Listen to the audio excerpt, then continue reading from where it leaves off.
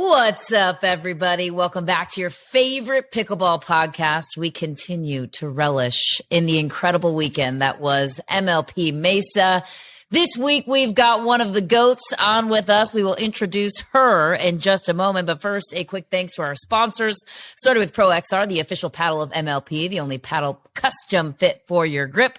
Knockaround, the official sunglasses of MLP, quality shades that won't break the bank. Aura Organic, the official nutrition partner of MLP. Transform your health with plant-based nutrition from Aura. I'm one of your hosts, as always, Mish McMahon, former Michigan volleyballer, current sports broadcaster, one of the voices of Major League Pickleball and the PPA Tour on the broadcast team. Joined, as always, every week, the infamous mullet, four-time Survivor contestant, former pro cyclist. Give it a little flick of the hair. Yes.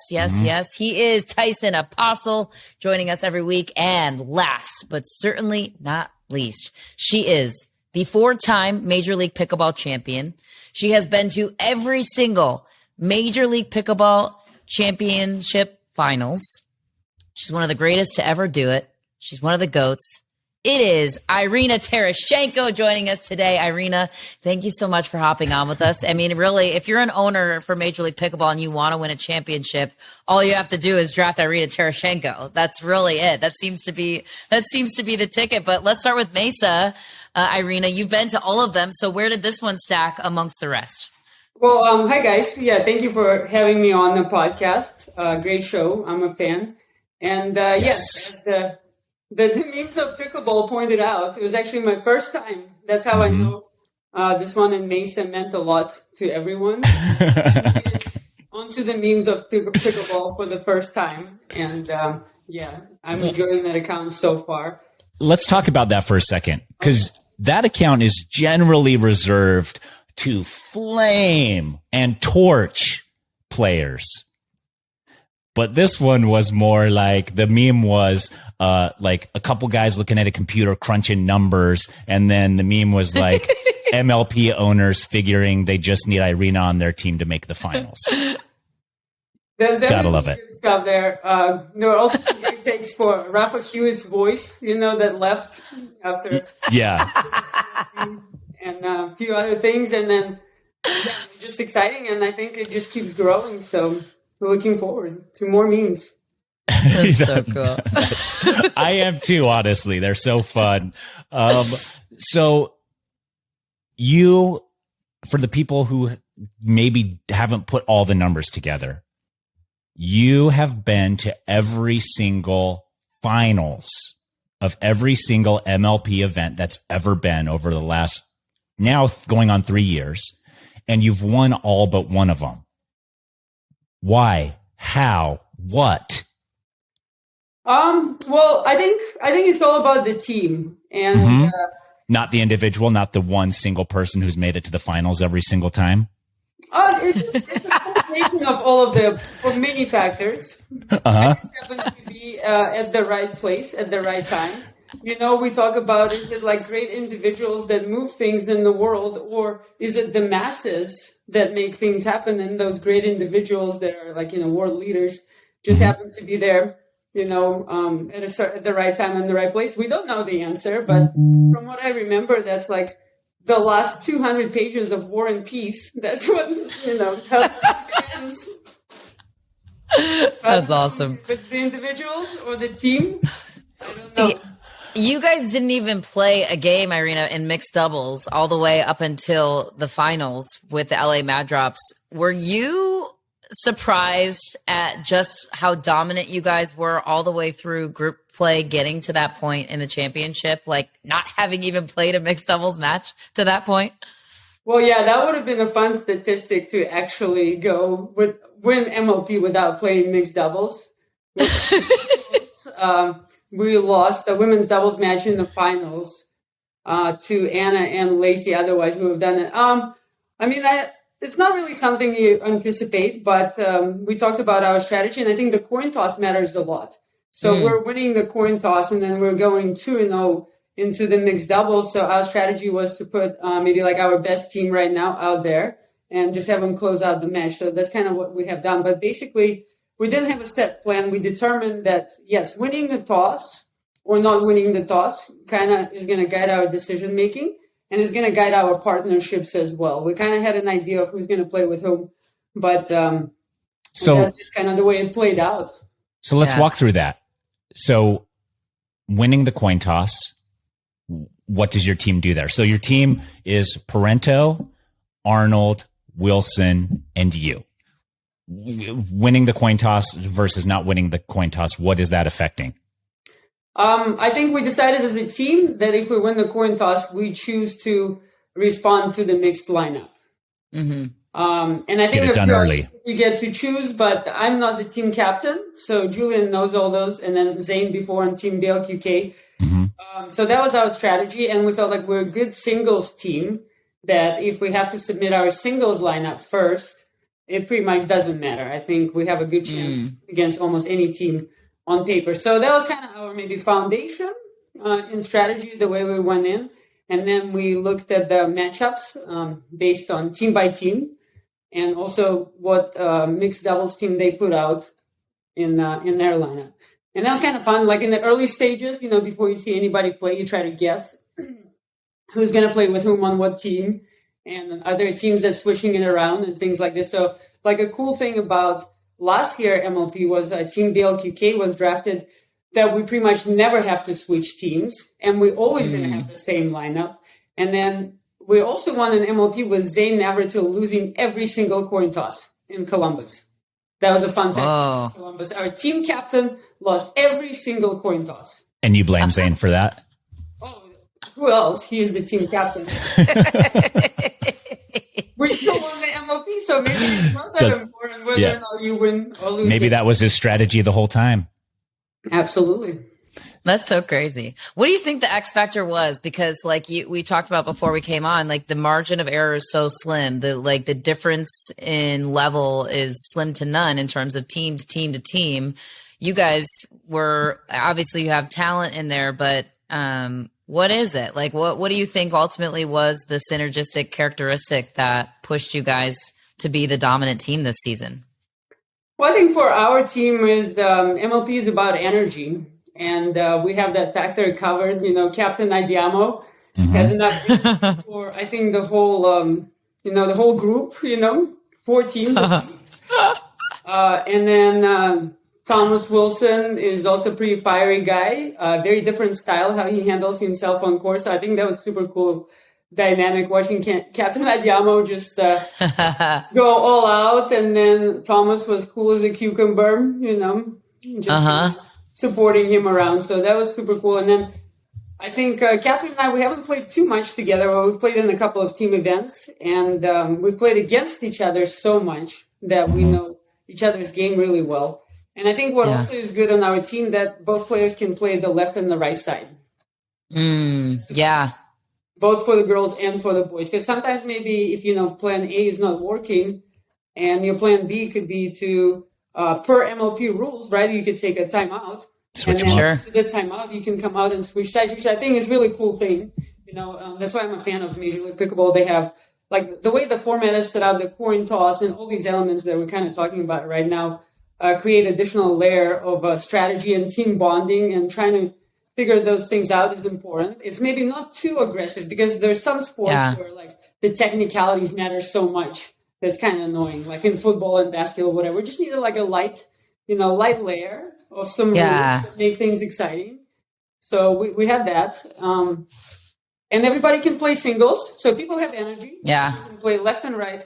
People can play singles, and we can get the crowd going. Yeah, absolutely. Especially, go ahead. Well, and also like one of our team owners is Drew Brees. So to me, those who don't know, he was an NFL quarterback. He played for the Saints, actually my favorite team since 2009. So that was no way. We might have to fact check that just to make sure that you're not just saying that because Drew Brees is your team owner. Yes, please do. Okay. I can show receipts from 2009. Okay, some fan receipts, cool. So I think that brings like another level of professionalism, because you're like, okay, Drew Brees is like constantly evaluating me and looking at me and like watching how I'm handling myself on the court. So that's a little bit of external motivation. Yeah. You have to make sure, I can be focused, because I think it's very, very important for the format. Rally scoring at MLP, everything happens super fast. Mm-hmm.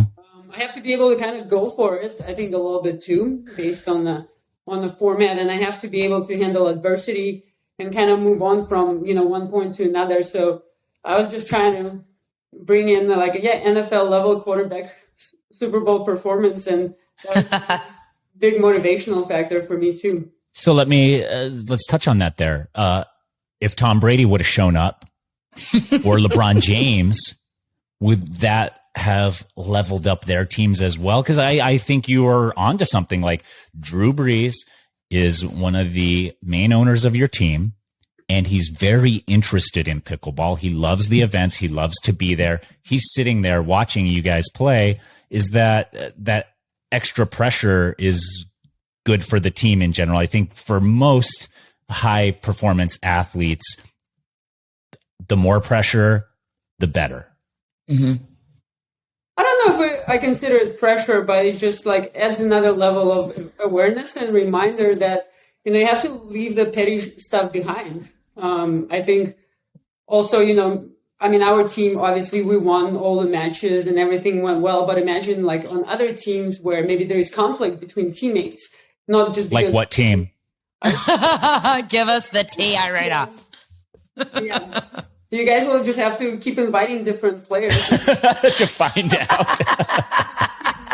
Just give us one clue and then we'll just do the digging. Well, I'll just give you one controversial topic was transition zone. That was a topic on one of the teams, and there were a couple of players that had different approaches about how you use and what you do in the transition zone in pickleball, if any. Maybe you quick enough, you just take one step and you're already in the kitchen.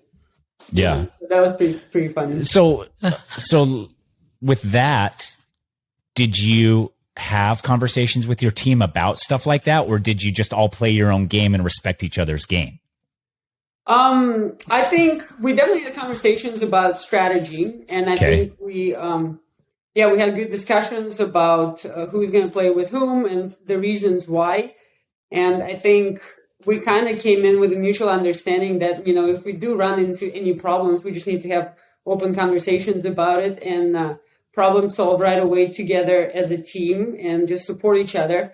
And we're all very different people and different personalities. So we prepare differently. Like, for example, even our team practices and warm-ups, Catherine is somewhere with her trainer, doing push-ups, getting timed, getting and he's if I went and warmed up with Catherine and her trainer, I would probably pass out before. So, I'm doing my own thing.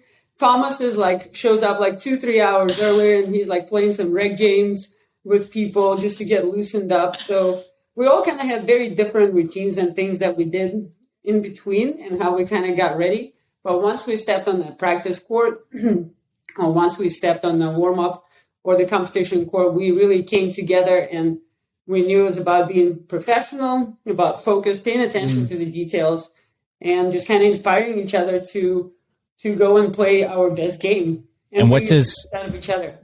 What does Julian Arnold do to warm up you? Does he just yell in a mirror? Finger wagging. Andiamo. I think there are probably a few jumping routines. He was watching Lauren play some of her matches. Okay. Just flirting with Lauren, having good time, getting coffee. That will boost the performance for sure. Yes. I wonder if he warms up his voice. Maybe I should join in on his routine. Absolutely. He's a pretty good singer. He was, we had an awesome group chat. We have a group chat with the owners and without the owners. Oh, too. The owners didn't know about the ownerless chat until now. Breaking news. News, yes. And then, so in our all together group chat, we talked about walkout songs because, when you play on center court at MLP, that would play kind of your walkout. And that went pretty far. I mean, everybody was pitching in and sending suggestions and memes. That's awesome. So yeah, that was very cool. What was your choice? Really fun.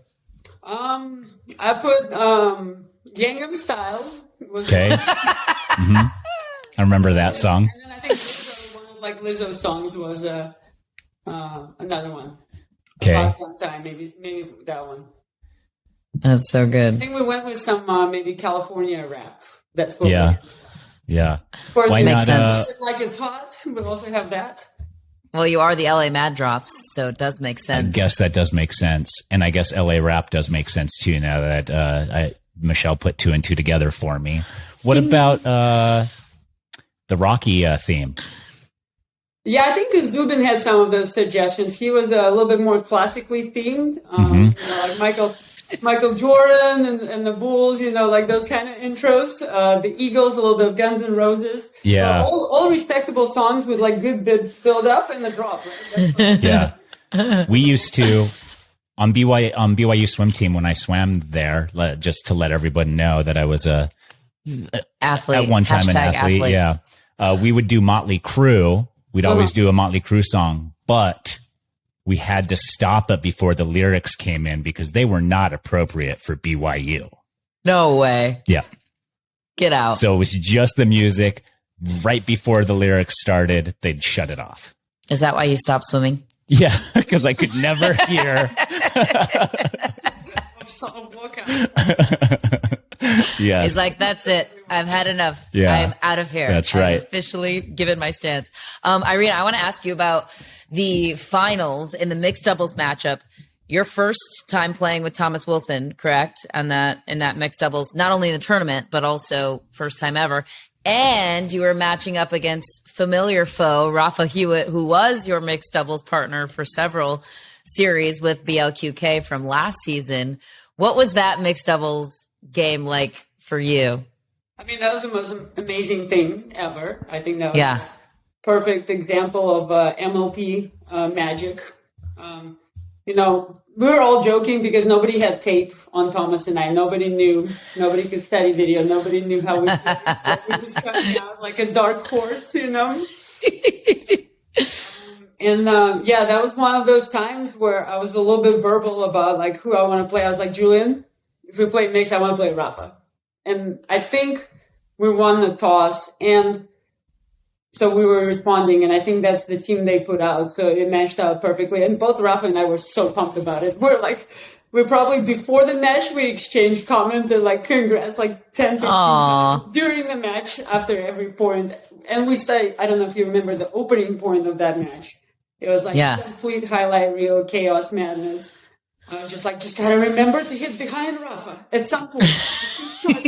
Like, you gotta do it now. And like, boom, like hitting behind Rafa. So super epic. And then, he came and congratulated us after the match and the whole team. So I think it's definitely a matchup that everybody was hoping for. And we kind of delivered. It was very, very entertaining. And it's just an honor and a privilege. You had to play Rafa, a great competitor, great MLP GOAT. I mean, go ahead. No, I was just going to say Thomas Wilson to me seems like one of the most underrated guys this season, maybe in the league. So just playing, he was their 4th round pick.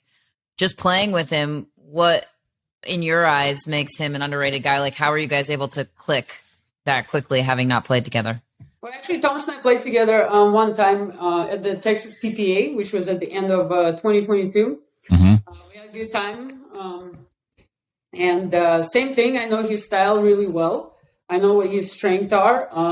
And I think it's my job to kind of set him up and execute those opportunities. And we were able to do it toward the end of the match because I think it was about 16-16 and we got a side out. And I was like, Thomas, I'm going to need you to take the third right now. And then you do your magic and I'm going to be crashing. And that's exactly what happened. We were able to play last 3-4 points using an aggressive serve, aggressive forehand, and kind of get into the net and put a little bit of pressure on the 4th and the 6th shot of the team. And that paid off. And we're able to close out the match. But I think, he has amazing skill set. He's very dangerous. We're not going to be dinking there forever. So I like that too. I like the aggressive game style. So it's just a matter of kind of executing things, not going for big targets. Because when you're in charge of such big power as Thomas, right, it could be a curse. It's a big responsibility having a forehand like that, guys.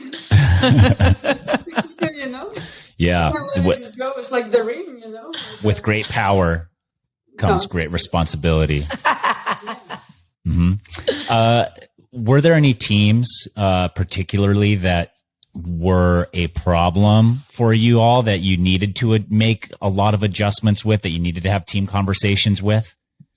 Well, we ended up playing Florida Smash twice, and they're a great team. And we knew the second time when we played them, which was in the playoff stage in the semis, is the one that mattered, right? We played them in the group stage, and it was for the seed. Both teams already clinched the playoffs, so we're just playing for the seed. So we're able to. It was a very aggressive match on our part. We played them really well. Everything went perfect. So playing them in the semis, we knew expecting something like this would be probably unrealistic. We knew they're going to study some tape. We have Jesse and CJ, who are human algorithms. They know the playbook on every single player. They can create a strategy. So they were doing their homework. And we knew, guys like Travis and Georgia, they're going to come in hungry. They want to try to get another shot at us. And, of course, the second match was a lot closer. And, one of my favorite moments of the entire MLP was a mixed doubles match when Julian and Jesse were going at each other. And my team was up by just a few points. And then Jesse decided to, when you get attacked in pickleball, you have two choices. You can engage or you can disengage. And then Jesse Irvin decided to engage. And Julian I think Julian lost 3 points in a row to Jesse.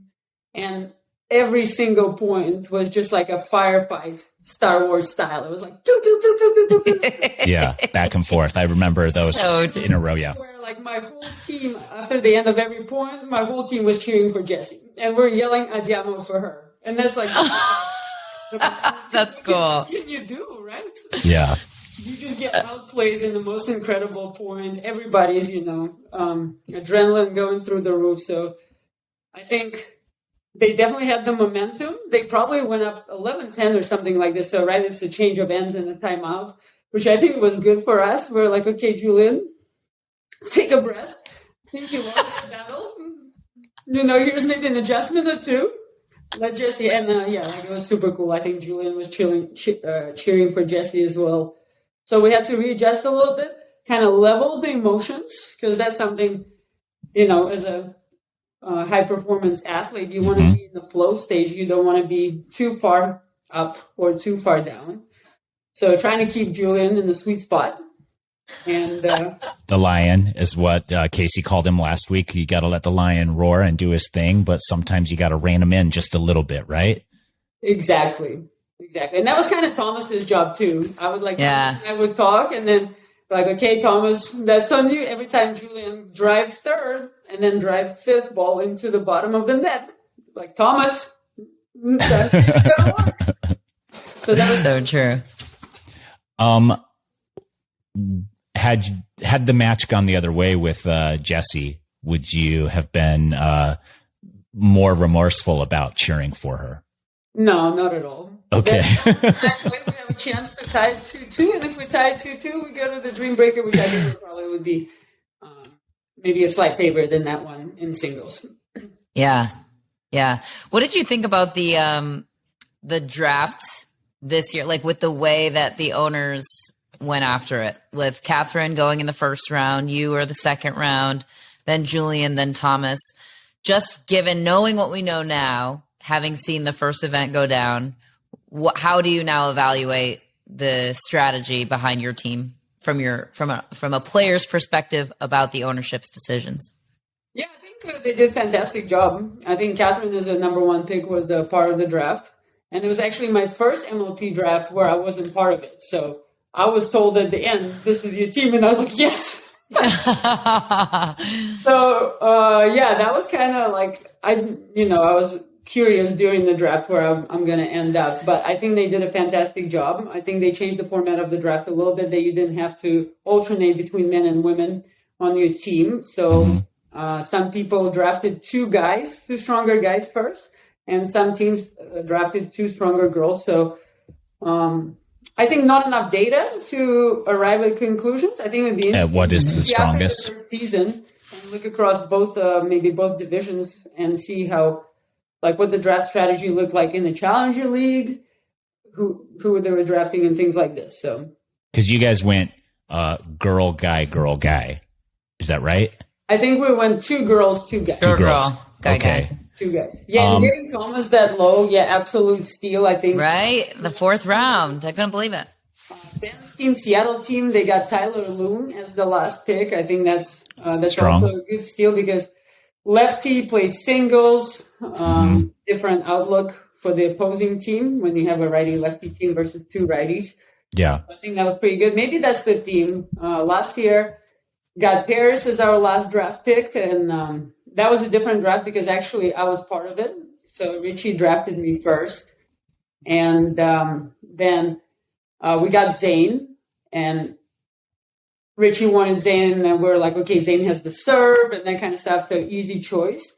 Then I was like, I want Rafa, because then I can play with Rafa. I can play on the left. Rafa's going to be perfect for MLP. And then I kind of had to convince them a little bit about drafting pairs because there was no data on her in February. And I played her in singles at a PPA in Austin. Played her in the back draw. And it was like a pretty close match. And Paris competed for every point. Her routine between the points was like exactly the same. You couldn't tell if she's winning or losing points. And I remember I hit the line like 10 times and she didn't hook me once. So I'm like, you know what?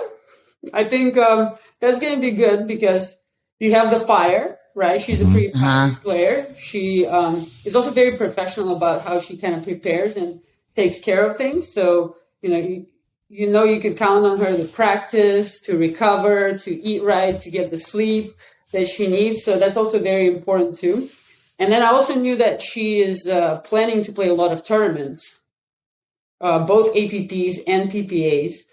So I was like, you know what, let's just do that. So I had to convince the guys a little bit, but it worked out because then Zane would play with pairs. I play with Rafa, we would play singles. And then, everything kind of worked out. And then Paris was learning as we went. We played like the first MLP and we're just like making adjustments as a team together on the go. And like the whole team is kind of trying to encourage her to recognize some of her strengths and be confident and start using them. So that was super cool too, because she actually responded really well to some of these like little details and observations. And I feel like we played stronger and stronger from one event to another. So that was super fun. And let's see, first year, 2021, Ben Johnson's number 1 pick. I think he gets me as a 2nd pick. And both Ben and I already knew we're going to get Andrea Coop if we can.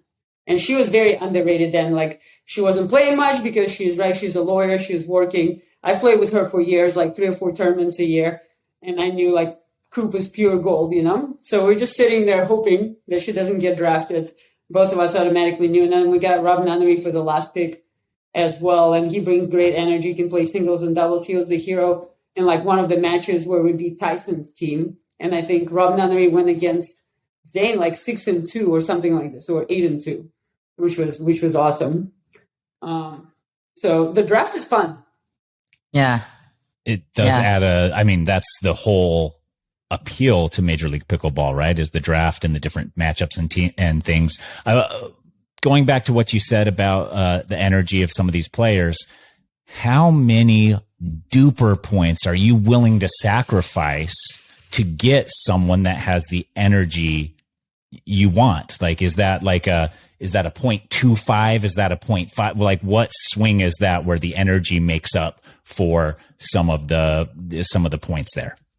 Yeah, it would be hard to, I think, quantify that. But yes, I agree with you. That's something like an algorithm can't really measure. It's how much energy somebody brings or their ability to be flexible and work with other people and then just kind of create team culture and team atmosphere.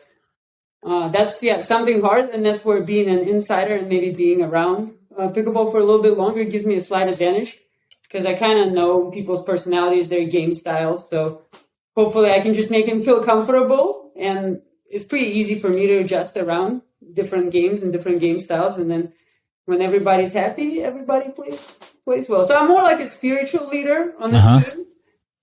Somebody else has to be the team captain because they have to read the emails from the MLP. They have to understand the rules. You're not doing any of that. The lineup. Okay. You're the spiritual leader. I'm the spiritual leader. Okay. I love that. Maybe teams need to now nominate not only a team captain, but also a spiritual leader. Is that what you attribute all these victories to? I think so. I think it sounds like if we're to narrow it down from Okay. Cue the memes from Spiritual They're going to leader. take that and run with it. What? Has the podcast been on the memes yet? No, we haven't been so lucky. We've been talking about them.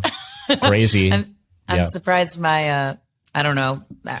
I was going to make a comment about my voice, and Irina, you know from personal experience how loud it can be from a broadcast standpoint.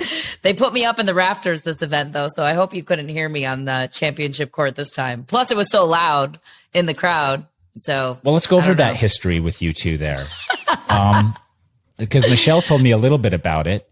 You were calling, I love it. You were calling a PPA. Is that what you were calling? No, something? It was MLP Newport. MLP and we Newport. Had the big, so we had the big headphones on. We're like 2 rows back from championship court. Okay. I'm calling the match obliviously, like also probably not even hearing how loud my voice is from how I hear it in the headset. Well, and also you have experienced your voice your whole life, so maybe it hits people who don't have it all the time different. It's very unique. It like really, it's its own pitch. So like, even if I'm whispering, people can hear it. I don't really have a whisper. So then we stopped in the middle of the match because Courtney, our lead referee for MLP, came over. She's like, came over to us. We're like, oh, timeout on the court. Like, let's see what's going on. Or not timeout. We were like, is it a challenge? What's going on? And Courtney came over. She's like, Michelle, Irina's asking if you would keep it down. Oh, that's so passive aggressive. It wasn't even Irina that said anything. It was Irina saying something to the ref, saying something to you. No, but afterwards, she came up and was like, "Thank you for that." Irina always is like kind to us commentators, thanking us for our time and our coverage, and she's always been super cool. I appreciate it. I was like, oh my god, I'm so sorry. Like, I had no idea. And from a player's perspective, I imagine it's so annoying when you can hear like, oh, and that one goes into the net for Tereschenko. Like, you're like, I know, I get it. So that's that's my perspective of it. We can have Irina's perspective on it. What was particularly getting under your skin, Irina? Was it the tone? I think it's a combination between MLP atmosphere and excitement that everybody shares. So cannonball that you guys are commentating the way everybody's feeling. Everybody's but also, the point is over, people are roaring, right? And then right before you serve, it gets like super quiet. Yeah. But then the commentators are still mid-sentence, so we couldn't hear you for the first 30 seconds between the points. But then, like, when the whole stadium goes dead quiet, then you can hear a little bit of the commentators, and they're just super funny more than anything. But then if I start laughing, I lose focus. So that's why, I'm not sure why I asked the ref to go talk to you. Sometimes I just come by, and I know I've asked Chad before and Morgan Evans to speak a little bit quieter. Of course, they have beautiful commentating voices, of course, accents. And then Adam Stone also tends to get excited, but he was pretty far up in Mesa. But I think, are you going to rank the commentators based on your favorites down all the way to your least favorite? Is that what we're doing right now? No, that's not what we're doing. I think I'm just giving a shout out to all the Okay. Yeah. That MLP has, and they have their different styles. But I think one common thing they share is they all get excited and speak out loud sometimes, So it's kind of fun. But yeah, I watched maybe like one of the matches or something like this from the last MLP, and then Adam Stone was saying, "Look at Irina Tereschenko using her 5'10" frame, like beautifully." So that was pretty funny, right? Because he was maybe using some of the footballer like lingo from other sports. So I was like, wow, pickleball 5'10" foot frame. Are you 5'10"? I am 5'10". Okay. Let it be known. So funny. 5'10", that's pretty tall.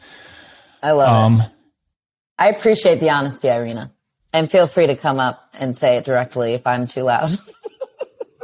But now we can just do a signal. I will just go like this. We'll do like a hand combination of like, and I'll know what to do. I like it too. Yeah, because you guys are doing several courts now at MLP, right? Yeah. Mm-hmm. 2 courts to, how many courts did we have in Mesa? We had every single court. 6, right? Every single court was streamed. Amazing. Yeah. Yeah. And I think they want to get to a point where they can do commentators on every court, which would be like another step production wise. But yeah, it's been fun to watch how pickleball has evolved from a broadcast standpoint. I'm sure from a player standpoint too, where it used to be just like, you know, a couple pickleball guys just like rubbing elbows in the booth, making jokes. And now it's like kind of like television official, which is cool to be a part of. So absolutely. Yeah. When you have broadcasters reach out to you ahead of time, it's like, yes, I would just like to fact check some of the information about you. So I have something to say on the broadcast. I'm like, that's awesome. I did that with you last year, Irina. Everyone has, yes. Okay. Thank you.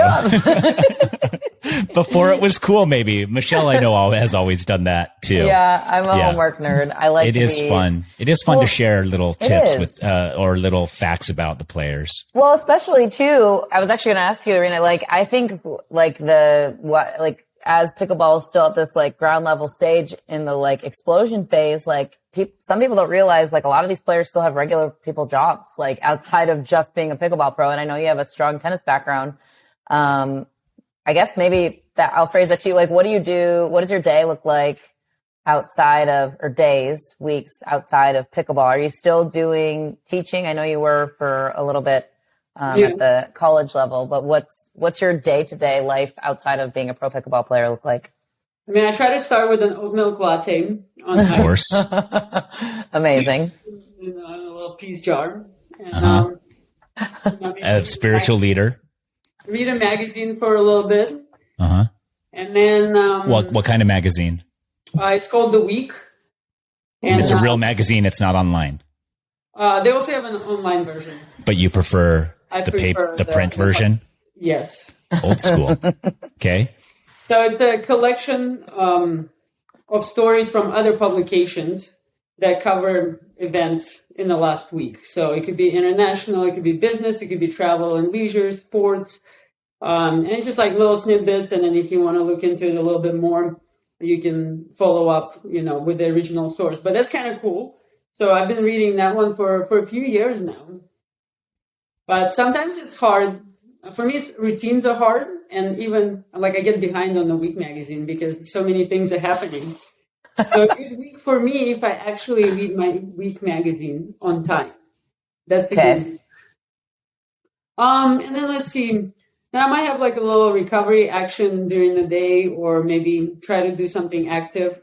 Right now it's been raining a lot in Fresno and there's snow in China Peak. So I might just go snowboarding.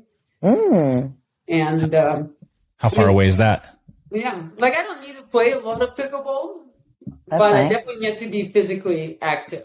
So yeah, I just try to find other ways to stay healthy, stay in shape, improve my performance and different like movements that I need to do for pickleball, perhaps through other sports. Mm-hmm. And then, I practice. I make sure, I get used to the ball. If we use a different ball at MLP versus the PPA and things like that and the weather conditions. And then I just try to have a good time. So I think it's like a good testament to the fact that everybody has their own journey, and you can go a more traditional approach and you can have like a physical trainer, right? You can have a sports psychologist and things like this, or you can be a little bit more like free flowing and do cross training and things like this, depending on your resources, depending on your personality, depending on your time commitment. But there's definitely not one path to the top. And I think that's a cool thing. That's why maybe the pickleball community is a little bit more inclusive right now than other sports that really demand like the high performance kind of approach. But then we have like snowboarding, skateboarding, surfing. I think these are the sports that kind of inspire me and the culture around them. So pickleball is a platform where I can kind of have similar approach and have a good time, hang out with people. That's cool. Active. Will that change as the sport grows in popularity and in competitiveness? Will that be something that will it have to be more scientific, the training? I mean, maybe one day you would have to get more money, right? Because blood tests cost money and things like this. So you can look at Novak Djokovic's right, rituals, and like, he weighs himself and has a chef. But like, if you're trying to break through into the sport and you're ranked outside of top 150 in tennis, you certainly cannot afford that. Right. If you are outside of top 10 or top 6 in pickleball, you certainly cannot afford that. So I think as the more money and then maybe some big level sponsorships and some profit sharing comes in, right? Because if we look at professional athletes in other sports, for example, NBA players, they get a revenue sharing percentage from the league on everything that is sold, like tickets, merchandise, and things like this. So I think that's the next step for the MLP, right? We're going to get maybe a little bit bigger venues. We're going to go on major TV networks, some even bigger corporate sponsors. And then we have an organized system of merchandise and things like this. And then players get a cut of that too. And then we're going to be doing blood tests and doing high performance science and periodization and whatever. But until then, like, players have to kind of, keep their jobs maybe, depending on your rankings and ratings. But hopefully that line extends deeper and deeper. And I think realistically speaking, like this year, top 25 pro players should be able to make good money. We're not quite there yet, but we're very close. Yeah. So basically what you're saying is you don't even need practice. You can just show up to the MLP events, be the GOAT, and win every single time. That's what I understood too. I was there on Monday practicing twice a day. And then practicing at 8 a.m. the day before because our match was at 8. And then I look at my team, I was like, whose idea was that? And they're like, you. Your idea. You're like, I just show up and win. I can't help it. Like, you're lucky you're with me. Come along. I will be your spiritual leader and guide you to every championship round of Major League Pickleball. Thank you and good night. We're fortunate that we're able to do that. Like, I know Thomas had to make some arrangements with his job. And it was like last minute when he told us he could come a little bit earlier on Tuesday. So it's nice that it worked out for everyone. I mean, if I was a boss at one of these companies and my employee was like, hey, I'm trying to win a Major League Pickleball championship, I'd be like, absolutely. Work can wait. I would imagine that would be, well, I don't know. We'll have to get some deeper scoop on that. But that must be pretty funny from a boss's perspective to be like, you're going to go where? To do what? Okay. Right? Or all those people who are, sick and then their boss sees them playing pickleball online. On the viral video of the week. Right? Like, I don't know what he's been telling, Coke Industries for all these years. It's so good. They're probably supportive. I imagine they're. I would imagine. I will be. They probably play. Yeah, yes. Everybody's playing now. Irina, thank you so much for being here. Before we go, last thing, predictions for Florida. You winning another one, you visiting the finals again, and who's going to stand in your way? Wow. Well, do you know if we're going to be randomly assigned into groups or we're going to be in a group with the teams that we haven't played yet? It's all up to me, and I haven't made my decision yet. He's the spiritual leader of Major League Pickleball. You let me know, and everybody go ahead and put in what you want to do, and then I'll make my decision accordingly. Yeah, right? Well, I mean, I think it's hard to predict if you don't know who you're going to play. Probably. Should it matter? I mean, you guys won last time. That means you didn't even lose a game until the championship. I mean, my attitude, let's say we were watching the quarterfinals, right? And people were asking me, who would I rather play? The Smash or was it Milwaukee? I think it was the Milwaukee Mashers. Yep. And I'm like, I don't care because the second in the back of my head, I have a preference toward one team or the other versus what its matchups or not. It's like a psychological disadvantage because in the back of my head, for some reason, I don't want to play them. So to me, the attitude is that you have to be ready to play everybody.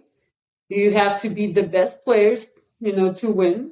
Yeah. And it doesn't matter who it is. Everybody has a good chance. You just have to prepare accordingly and then try to do your best when it matters. And that's it. That's how I like to think about it. It also saves me a lot of money because if I'm not money, time.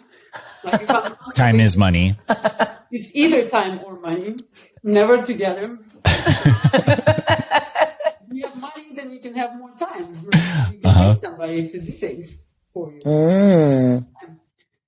Yeah, so just, you got to be ready to play anyone. And don't even think about, like the matchups or who would I rather have. I can focus on something else instead. Okay. I like it. You're winning the next one? Can we get you to... My team and I, we're going to put our best effort into doing it. Andiamo. Let's go. Let's go. Here we go. Okay. And with that, I mean, you heard it all from Irina. Thanks everyone for listening. If you missed MLP Mesa, you can watch that. It's on Major League Pickleball's YouTube channel all over the place. You can go to majorleaguepickleball.net and click the Watch Now button, and it has all the links to all the matchups there. Follow Major League Pickleball on all social media platforms for the latest breaking news from the league. And thank you so much, Michelle, and thank you, Irina, for your time. Namaste.